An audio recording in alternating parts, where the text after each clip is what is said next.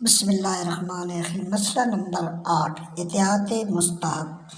یہ چھوٹا مسئلہ ہے، لیکن کوئی بھی مسئلہ چھوٹا بڑا کے لحاظ سے نہیں دیکھنا چاہیے، اس کی اہمیت کو دیکھنا چاہیے۔ اگر مجتہد عالم کسی مسئلے کے بارے میں فتویٰ دینے کے بعد یا اس سے پہلے احتیاط لگائے، مثلا یہ کہے کہ کسی نجس برتن کو پانی میں ایک مرتبہ دھونے سے پاک ہو جاتا ہے، اگرچہ احتیاط اس میں ہے کہ 3 مرتبہ دھویا، تو مقلد ایسی احتیاط کو ترک کر سکتا ہے۔ مطلب یہ ہے کہ مجتہد نے برتن ایک مرتبہ دھونے کا فتویٰ دے دیا ہے، مطلب حکم دے دیا ہے، تو اس سے آگے جو احتیاط دی گئی ہے کہ 3 مرتبہ مقلد دھو، تو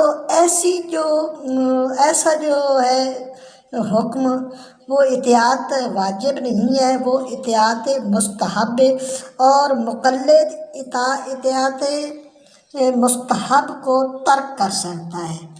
تو خداوند متعال ہمیں فرامین اہل بیت اور فقہ اہل بیت کو صحیح طریقے سے سمجھنے کی توفیق فرمائے۔